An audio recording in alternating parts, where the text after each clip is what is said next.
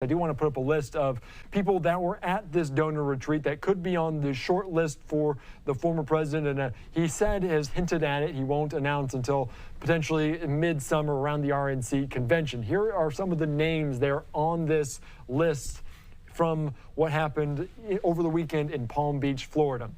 Of course, North Dakota Governor Doug Burgum, South Dakota Governor Kristi Noem, South Carolina Senator Tim Scott, Ohio Senator J.D. Vance, you just heard from Rubio, New York Congresswoman Elise Stefanik, Florida Congressman Byron Donalds, and also former 2024 candidate Vivek Ramaswamy. So some interesting names on there. Let's bring into the conversation right now national politics reporter for Bloomberg, Stephanie Lai. Stephanie, thank you so much for joining us here on Live Now from Fox. And of course, it's going to be very interesting to see which name is alongside Trump on this ticket come November. But what are we learning about some of those names, and maybe how important was this meeting in Palm Beach this weekend? Yeah, well, I mean, we've been kind of tracking this for a long time. You know, my colleagues and I at Bloomberg News have been trying to figure out what factors are really important for Trump and his campaign. And one of the things that have come up time and time again among the people that we've spoken with is, of course, one, loyalty. They want a VP who will be loyal to the president, help him oversee his agenda, and not be a cog in the machine. Another thing that is particularly important is fundraising. You know, Biden still has outraised Trump by a significant margin, and part of that is due to his advantage of being the sitting president. And so something that the Trump campaign is looking for is someone who can help fundraise and help raise money for the campaign. And so this meeting in Palm Beach this weekend was particularly important, given the fact that they're putting these contenders in front of the major donors to the campaign and sort of seeing what their reaction is to these candidates. Yeah, it is very interesting because it's a very wide-ranging group on the Republican side. And in terms of some of those things that they are factoring, which one do you think is a priority from them? You mentioned the fundraising, but are there other maybe stances? Is it going to be a woman? Is it going to be a black man like Tim Scott? Are there other factors within there that they're kind of weighing as well? Which priority maybe sits at the top?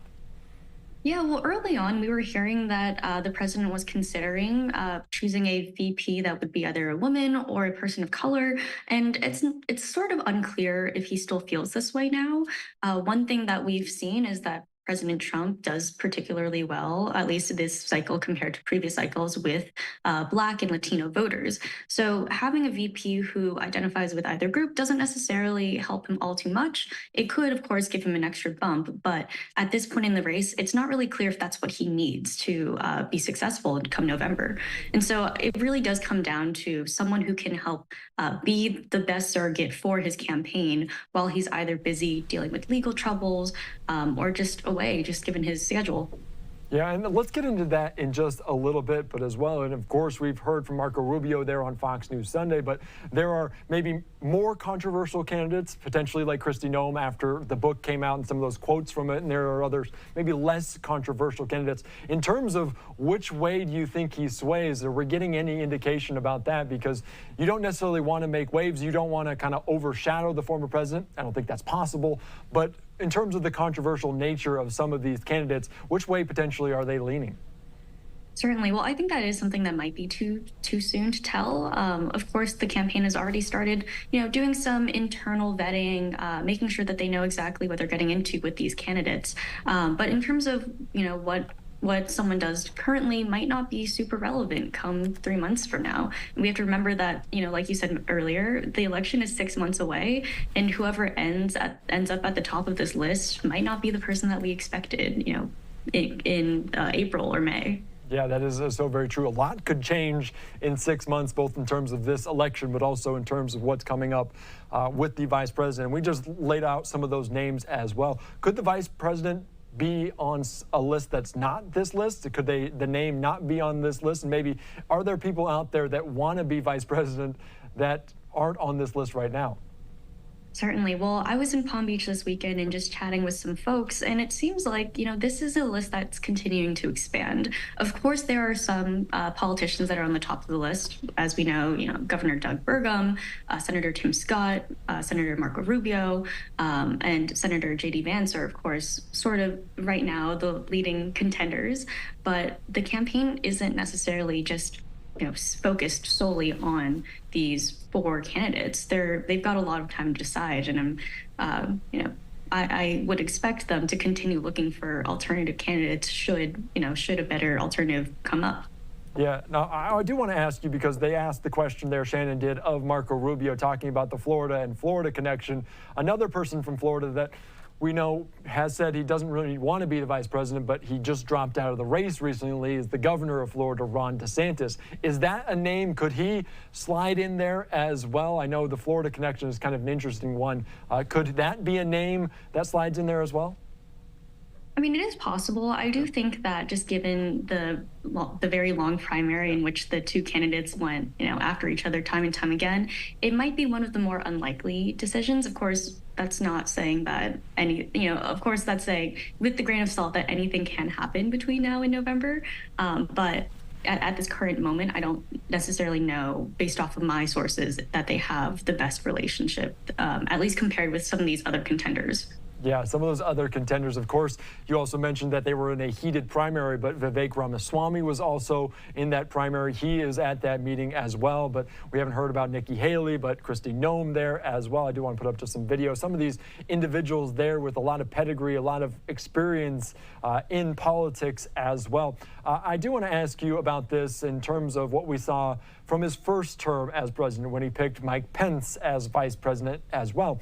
Is there anything we can glean from who he had before in that role, and maybe indications of what's to come for his race, his names on the ticket?